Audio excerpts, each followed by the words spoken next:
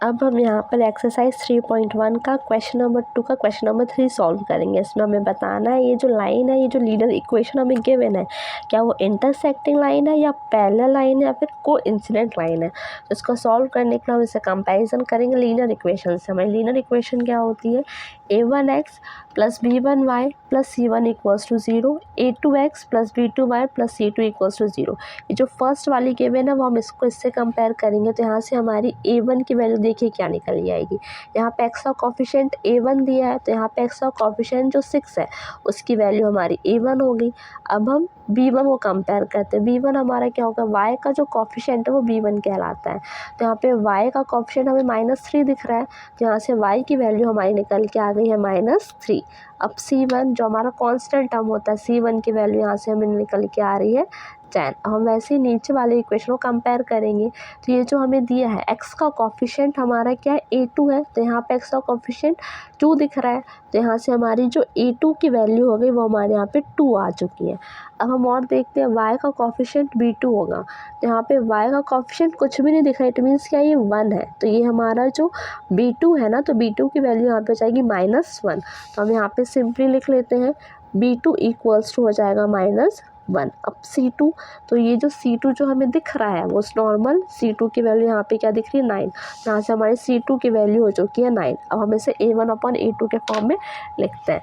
अब हम सिंपली लिखते हैं a1/a2। a1/a2 इक्वल्स टू हमारा क्या हो जाएगा 6/2। तो हम यहाँ पे सिंपली लिख लेंगे 6/2। अब हम b1/b2 को कंपेयर करते हैं। तो ये हमारा b1, ये हमारा b2। तो b1/b2 हमारा क्या हो रहा है -3/-1। अब c1/c2 को कंपेयर करते हैं। तो यहाँ पे c1/c2 इक्वल्स टू हमारा हो रहा है 10/9।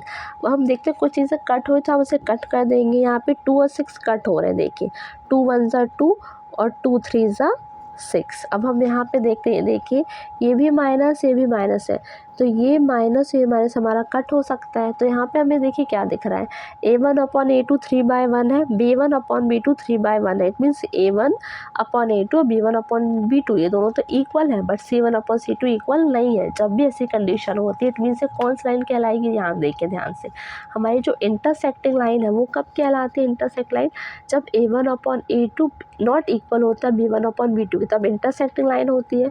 कोइंसिडेंट लाइन क्या होती है, जब तीनों दूसरे की इक्वल होती है। और पैरेलल लाइन कब होती है, जब दो इक्वल होती है और तीसरी वाली इक्वल नहीं होती है। तो यहाँ पे एक कंडीशन फॉलो कर देखिए, a1/a2 3/1 है, b1/b2 3/1, मतलब इन दोनों तो हमारी इक्वल है, बट c1/c2 10 में तो ये इक्वल नहीं है। तो ये हमारी कौन सी लाइन हो जाएगी, पैरेलल लाइन। तो हम सिंपली लिख लेंगे a1/a2 इक्वल है b1/b2 के, but is not equal to c1/c2। तो हम सिंपली लिख लेंगे, सो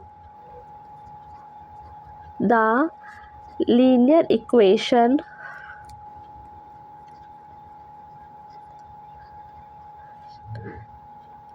इन पैरेलल लाइन। तो ये जो हमारी लीनियर इक्वेशन निकल के आई है वो कौन सी लाइन होगी, पैरेलल लाइन्स हमारी होगी।